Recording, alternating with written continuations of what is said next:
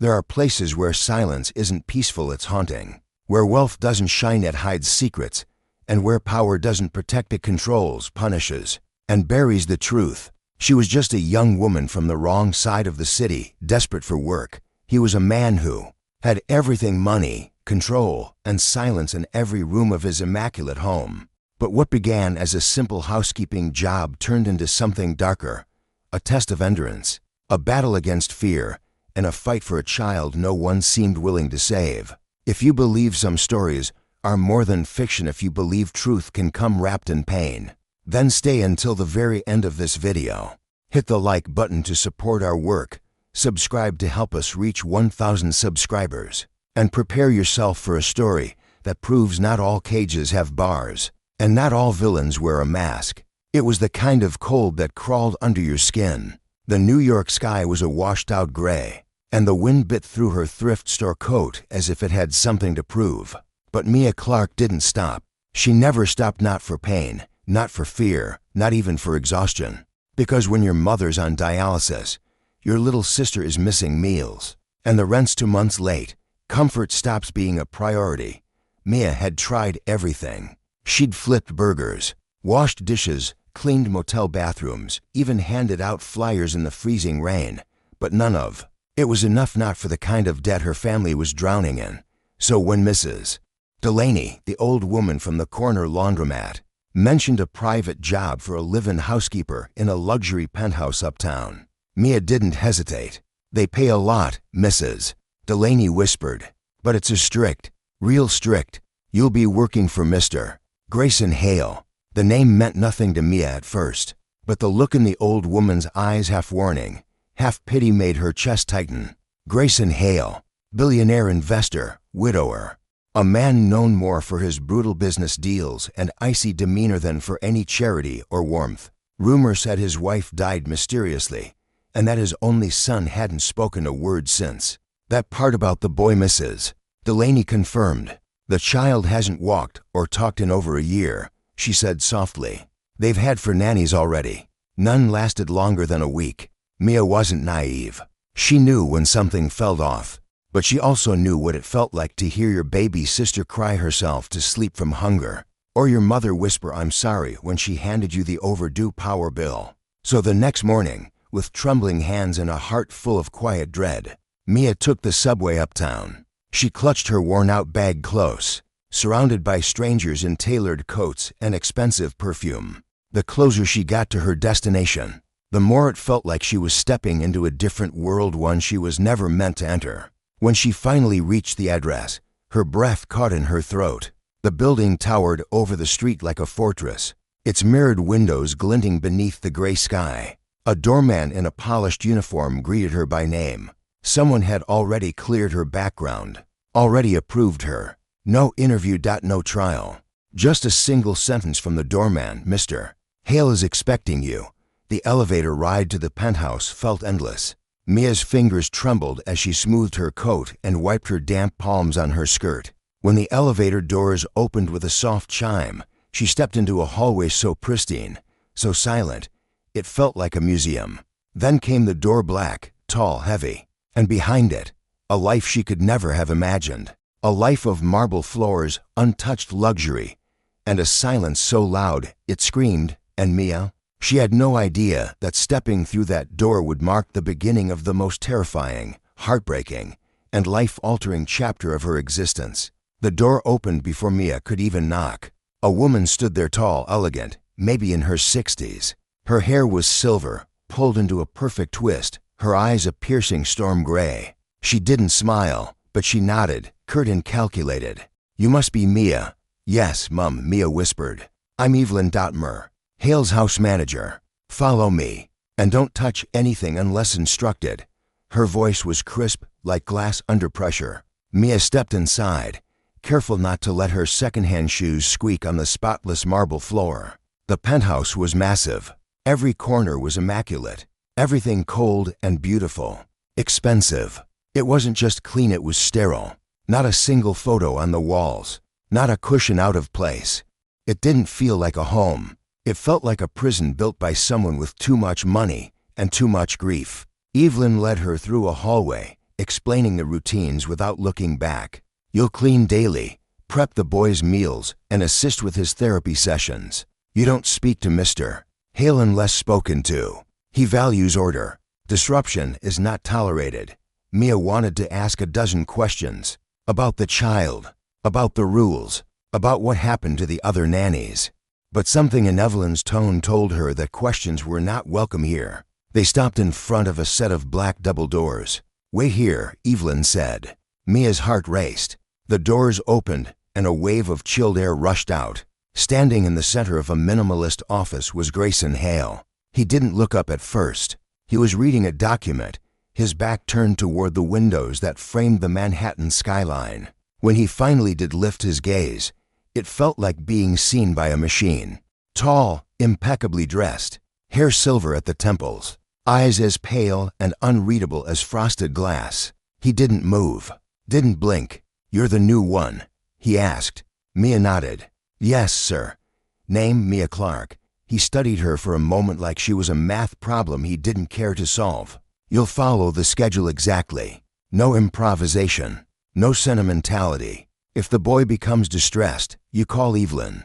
"Understood." "Yes, sir, if you're late, if you're careless, if you bring emotion into this house." His voice dropped lower, sharper. "You'll leave the same way the others did. Quickly, quietly." And without pay. The room fell silent again. Then, as if she'd disappeared from his interest entirely, he turned back to his desk. Dismissed, Mia backed out of the room, pulse thudding in her ears. This wasn't just a job. This was a test, a challenge, a warning. And Grayson Hale? He wasn't grieving. He was drowning. But he had no intention of sinking alone. The boy's room was at the far end of the penthouse, separated by two hallways, and a door with a special lock. It wasn't just a nursery. It was a suite, soft white curtains, shelves lined with pristine toys no child had ever thrown, walls painted in calming blues and grays, a rug so spotless it looked untouched. But the silence, that was what hit Mia first. Not just the absence of sound, but the absence of life. He sat by the window, small, fragile, 4 years old, maybe 5. Pale skin, blonde hair that curled around his ears, and a kind of stillness that didn't belong to a child. His name was Aiden. He clutched a worn stuffed lion to his chest, its fur matted from overuse. His eyes were glassy, wide, staring out at nothing. Mia's heart cracked. She didn't speak right away, didn't reach for him. Instead, she sat cross-legged on the floor, a few feet away, and slowly opened a small notebook from her bag. She began to hum, a lullaby her mother used to sing, soft, broken, unsure. No reaction. She tried a story. No movement, no blink. Only the lion, gripped tighter against his chest. She stayed there for an hour, no words, no progress, just presence. When she finally stood to leave, she whispered, "Good night, Aiden. I'll be back tomorrow." She turned and froze. His head had tilted, barely, but it moved. That night, Mia didn't sleep. Not because she was afraid of Hale, but because for the first time, she realized just how deep the boy's silence went, and how someone, somewhere, must have buried his voice under layers of fear. And if she didn't find a way to reach him, no one else would. The days that followed fell into a rhythm, if you could call it that. Wake before dawn, clean everything, prepare Aiden's meals, serve in silence, leave without a sound. Hale rarely appeared. When he did, the air shifted. Mia would freeze mid-step, and Evelyn would go stiff like she'd been wired to his presence. He didn't yell. He didn't threaten. He didn't need to. His gaze alone felt like a leash. Aiden never spoke, never walked, never reached for anything but his lion. But Mia noticed things, subtle things. Every time she entered the room, his fingers twitched. When she sang, his eyes shifted, just slightly, toward the sound. When she opened a book, he blinked once. Not much, but enough. She also noticed the room was staged. The same toys were always in the same places. The same books, untouched. The closet full of new clothes, tags still on. It was like someone had decorated a memory, not a bedroom. A snapshot frozen in grief. One morning, while folding his blanket, Mia found a tear tiny, near the edge. Inside it, stuffed into the seam of the fabric, was a small folded paper. She hesitated, then opened it. It wasn't a drawing, not a word, just a smeared fingerprint in blue crayon. Not a mistake, not random. A silent message, a reach. She turned toward Aiden, who sat in his usual place. He didn't look at her, but his grip on the lion loosened. That night, Mia dreamed of cages, beautiful, gold-lined, silent cages, and a child screaming without making a sound. She woke up gasping and made a silent promise: I will not let this house swallow him whole. It didn't take long for Mia to understand that the house had rules, unspoken, rigid, and cruelly enforced. The meals had to be plated in exact proportions. The toys returned to their exact shelf positions, each car aligned, each book centered. Aiden's clothes had to match a pre-approved list from Evelyn. The schedule was fixed to the minute. Wake at 7 o'clock, sit by the window at 8 o'clock, therapy at 10 o'clock, and silence, always in between. Deviation wasn't just frowned upon. It was punished with a look, a word, or worse, a sudden change in atmosphere that made breathing feel like defiance. One afternoon, Mia made the mistake of adding a small apple slice to Aiden's tray cut into the shape of a star. It was instinct, a tiny gesture of warmth. Aiden stared at it longer than he'd looked at anything all week. His fingers reached out slow, hesitant, but before he could touch it, the door opened. Hail. His eyes locked on the plate, then on Mia. What is this? I thought it might encourage him to eat. Silence. He stepped forward, picked up the plate, and with the calm of a man used to snapping people in half with words, he turned and dropped the apple into the trash. You don't decide what encourages him. You follow the protocol. Mia's throat tightened, but she held her ground. He was about to touch it. Grayson's eyes narrowed. That's not progress. That's a distraction. Aiden didn't move, didn't cry, didn't even flinch. But his eyes, they lost something in that moment. A flicker gone out. After Mr. Hale left, Evelyn pulled Mia aside. Her voice was low, urgent. You don't understand. He blames himself for everything. For the accident, for her death, for the boy's silence.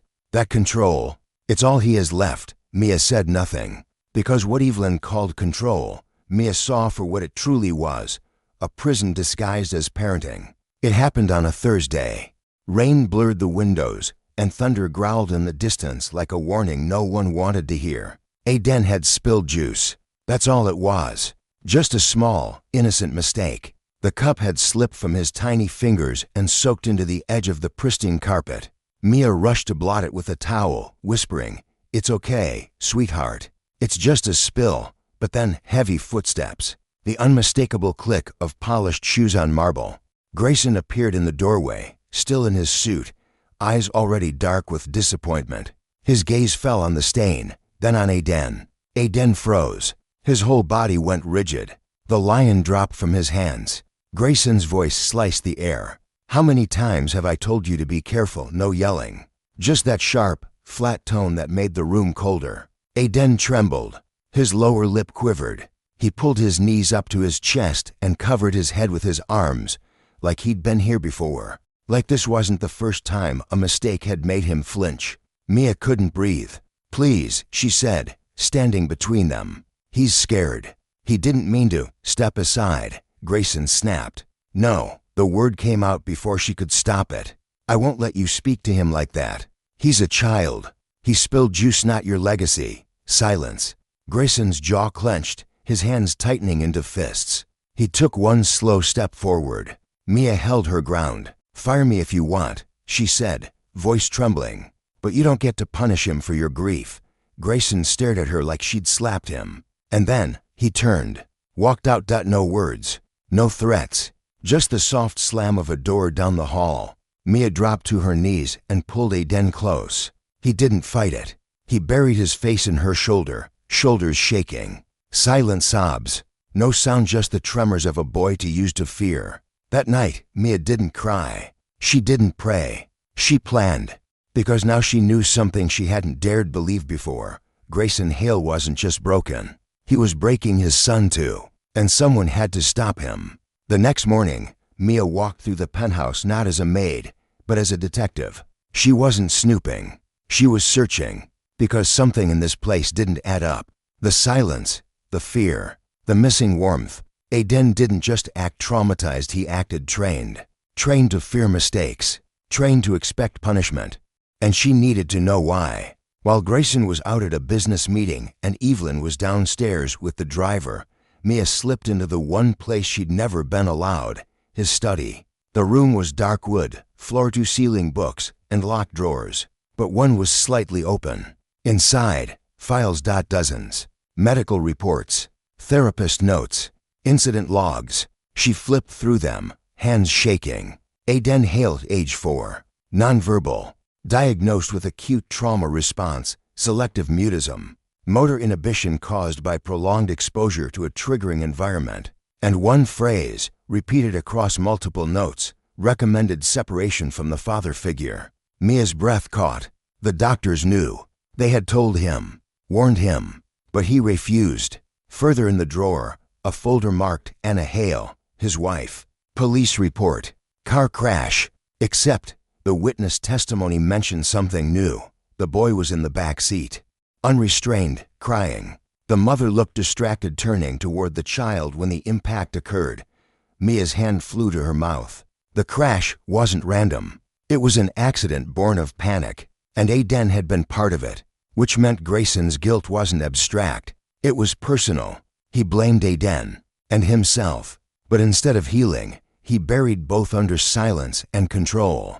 She heard a creak. Footsteps. She barely made it out before Evelyn returned, brushing past her in the hall without a glance. Back in her room, Mia sat on the edge of the bed, clutching the files to her chest. Grayson had built his empire on absolute order, but the foundation was cracked, and now she held the truth. The question wasn't whether she could expose it. The question was, would she survive it if she tried? Mia didn't sleep that night. The truth sat heavy in her chest, pulsing like a second heartbeat. Every time she closed her eyes, she saw Aiden's trembling frame. She heard Grayson's cold voice, and she saw that police report, those words that proved everything she'd felt was real. But knowing the truth wasn't the same as exposing it. Because in this world, Grayson Hale's world, money rewrote facts. Power erased mistakes. And Mia? She was just a girl from the wrong side of the city. Still, she had one thing he didn't: resolve. The next morning, she walked into Aiden's room with a new plan. She brought in colored paper, crayons, a pair of safety scissors. She didn't ask permission. She sat beside him and said softly, "Do you want to help me make something today?" No answer. But he watched. They made paper animals. She let him hold the scissors. He didn't flinch. He didn't drop them. When she showed him how to fold the corners, his little hands followed, slowly, carefully. It was the first time he'd moved on his own without a prompt. Later that day, Grayson saw the mess paper scraps, colored crayons out of place. His face turned to stone. "What is this?" "A breakthrough," Mia replied. "This isn't therapy. This is chaos. This is progress. Real progress." Grayson's hands clenched. His voice dropped. "You're fired." Mia expected it. But she didn't cry, didn't beg. Instead, she pulled the folded police report from her pocket and laid it on the pristine kitchen counter. "You can fire me," she said, "but this stays. And if you try to silence me, I'll make sure this goes public." Grayson stared at the file like it was a ghost. "You went through my things. I saw what you refused to face. I know what happened, and I know why you've been punishing him." Silence. Then, a crack in his voice. "You think I don't already live with it? Every day, Mia. Every night. But you're not living with it. You're burying it. And you're burying him too." She turned and walked out, heart pounding. No job. No backup. Just the truth and the quiet promise she whispered as she left. "I won't stop until he's safe." The apartment was quiet when Mia returned. She hadn't planned to go back, not after the confrontation, not after being fired. But something gnawed at her, something unfinished. She didn't sneak. She walked straight through the front door like she belonged. Because in her heart, she did. Not for Grayson, but for Aiden. She found him in his room, sitting in the same spot, lying clutched tightly, eyes wide. But this time, he looked at her. He saw her. She kneeled beside him, pulled a paper crane from her pocket, one they'd made together. "Do you remember this?" No answer. But his hand twitched. Then a voice behind her, cold, low. "You came back." Grayson stood in the doorway. He looked different. Not angry, not cold. Just tired. "You have no right," he said. "You're right," Mia replied. "I don't. But he does." She turned to Aiden. "Sweetheart, if you want me to stay, just nod." He stared, trembled. Then slowly his head moved. Barely an inch. But it moved. Grayson's breath caught. His mask cracked. "He hasn't done that because you weren't listening," Mia said. "You were managing him, not loving him." Grayson stepped into the room slowly, like he was afraid of breaking something fragile. "I thought if I controlled everything, I could keep him safe. I thought if I kept the house silent, I wouldn't hear the crash." Mia's voice softened. "Silence isn't healing. It's hiding." Grayson knelt lower than he'd ever allowed himself to. Not as a CEO, not as a father desperate for control, but as a man, broken. He reached out. Aiden flinched but didn't pull away. And then, a whisper, so faint Mia thought she imagined it. "Dee Daddy." Grayson's breath hitched. His eyes welled with tears, not from grief, from release. And Mia knew the war in this house wasn't over. But the walls had finally cracked, and from those cracks, light was beginning to pour in. In the weeks that followed, the penthouse changed not overnight, but unmistakably. The silence was still there, but it was different. No longer a shield, no longer a prison. It was the kind of quiet that waited for something new to grow. Aiden began to speak small words at first, then questions, then laughter. He no longer sat by the window like a statue. He crawled, then stood, then took wobbly steps across the same floor he once feared to touch. Mia didn't move back in. She came by each morning, by choice, not as an employee. As family, Grayson changed to slowly, painfully. He started therapy not for his son, but for himself. He donated to trauma recovery centers, publicly released a statement about the car crash. No lawyers, no spin, just the truth. The story made headlines. Some called it redemption. Others called it reputation management. But those headlines didn't matter to Mia. She didn't want credit. She didn't need a spotlight. Because the real reward came one afternoon when Aiden ran into her arms, no lion, no fear, and whispered, "Thank you for saving my daddy." And in that moment, she realized something powerful. She hadn't come to that house to clean. She'd come to survive. But she left having done something far greater. She'd faced the coldest kind of power. She'd challenged it not with revenge, but with compassion. And through pain, through patience, through terrifying honesty, she had turned a fortress into a home. If this story touched you, let us know in the comments. What do you think is harder, letting go of guilt or asking for forgiveness? Don't forget to like this video, subscribe to help us reach 1,000 subscribers, and stay tuned for the next powerful story.